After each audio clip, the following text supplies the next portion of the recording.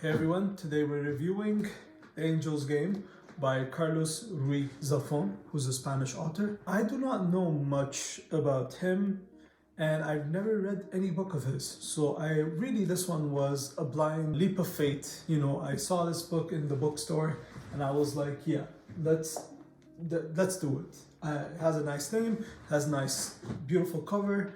And I read the first paragraph, and honestly, that pretty much sold me on the whole book. Actually, before I even start telling you about this book, let me actually read you that first paragraph. A writer never forgets the first time he accepted a few coins or a word of praise in exchange for a story. He will never forget the sweet poison of vanity in his blood, the belief that if he succeeds in not letting anyone discover his lack of talent, the dream of literature will provide him with a roof over his head and a hot meal at the end of the day. What he covets the most. His name printed on a miserable piece of paper that surely will outlive him. A writer is condemned to remember that moment because from then on he is doomed and his soul has a price. And that paragraph pretty much covers the whole premise of the book. Really, that's what it is. Because in this story, the main character named David Martin, he's a struggling writer. He's not making much money at first. He's had a very traumatic childhood. But then once he started making a little bit of money, that's when things get really messy. I don't know if that's a meta narrative of what Carlos was going through after the success of his first book, which, by the way, this is the second book in the series. There's the first one that is extremely popular called Shadow of the Wind. I haven't read it, but it turns out you could pick any one of his books in the series and they all kind of like interconnect with each other, which I love. Starting to get sick of books where you have to read all three and it's like a lot of commitment, and I like that each entry within the trilogy or like however many books in the series, I like each one to stand on its own and add something to a larger narrative. And this is what it is.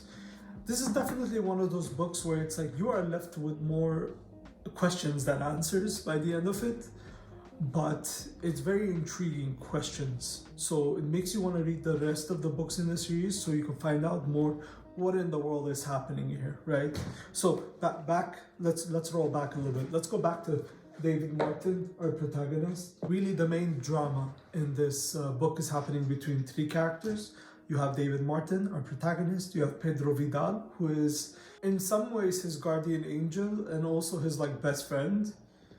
And then you have Christine, who David has some romantic feelings towards, and so does Pedro. So there is a love triangle here. But hear me out. This is the only book where the love triangle makes sense and it works. And there's like legit reasons behind the love triangle. This is not Twilight. This is not True Blood, okay? There are reasons why it makes sense here. And what I found fascinating is, first of all, the main character is extremely fun. The main character is so funny and so sarcastic. I remember at one point in the book, the main character, like David, I'm gonna call him David from here on forward. He just goes to like the publishing house and the secretary is like, who's this? And then he's like, Victor Hugo. And that's kind of like his dry humor at all times. And there's a lot of references to other books and such here also. And this is definitely a book about books and being a bookworm and being a writer, which are the best type of books in my opinion.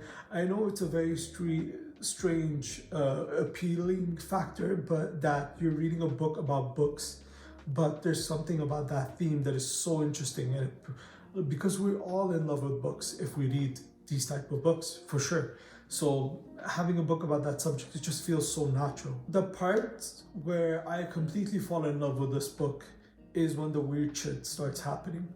So David basically gets contracted from this popular publisher apparently, who has a ridiculous amount of money, and he offers David a ridiculous amount of money to write a book for him. Not to get into spoiler territory, but really it's all the weird and strange and mysterious elements around that individual is where the intrigue of this book comes from. This is just like one of the most beautifully written books I've read in recent memory. The prose in this book is just absolutely gorgeous. This is the type of book where you have to sit down with a coffee and when it's raining and you're pouring yourself into this book for hours, and it's like It has all of those pros that go well within that type of situation. It's describing so much of Barcelona I've never been to, but from that description, I want to go now. Like, it makes you want to really go there and be there and look at all the bookstores around Barcelona and like indulge in all of the craziness that's happening on the roads. You know, the many points in our characters popping from one bar to another bookstore, to another place, and it makes you feel like it's this bustling city and you're taking part in this person's everyday adventure.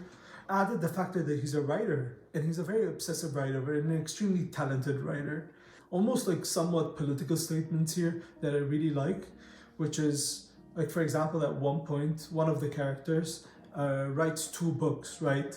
And one book is named under not his own name, but under another very famous person, very rich person. And then the other book is written under his name. And it's interesting seeing both of those books on the newspaper next to each other, and one is being praised as an absolute masterpiece, and the other one is completely being trashed, even though it's written by the same person. There's a lot of political statesman there. And now back to the weird stuff, back to all the weird and freaky stuff that's happening. So, I don't want to get into spoiler territory, so I'm going to go very light here. There's a couple of magical realism elements happening here. There's a term I've been hearing a lot on the internet, and it's best described also with Murakami's work. And because I absolutely love Murakami's work, this gave me a lot of the same vibes as Murakami's work, which is like, okay, there's some type of magic happening, but we cannot put our hands on it, we cannot grasp it. It's always one step ahead of us. It doesn't make too much sense. It's very subtle. At a majority of the points, the magical realism element of this book is extremely subtle, but it's extremely beautiful visually. It's very evocative. It accumulates to a place where it's like, it starts a bit changing genres by the end of the book. And I think if I had any criticism for this book, it would be only that one thing, which is by the end of the book, last 100 pages, you feel like the book suddenly changed its genre, right? It was like contemporary, it was drama, it was like romance, it was all of those things together. And then by the end of the book, it suddenly switches and it turns into a thriller. It was a very strange pivot and change. And I felt like if that change happened earlier within the book, then it would have been a little bit more acceptable. But it had a very weird, sudden, like 180 twist where the story completely changes into the action movie. I don't know how I feel about that, but that said, you live Martin's life. You genuinely feel like you understand Martin to a very strong individual level. So much so that when his story concludes, and by the end of the book, the main character basically receives a letter from a very old friend, and I remember just like reading that letter, and then once I was done with it, I literally cried. Like, I shed a tear. I shed a couple of tears, to be really honest with you. And I cannot imagine the last time when a book was able to do this to me.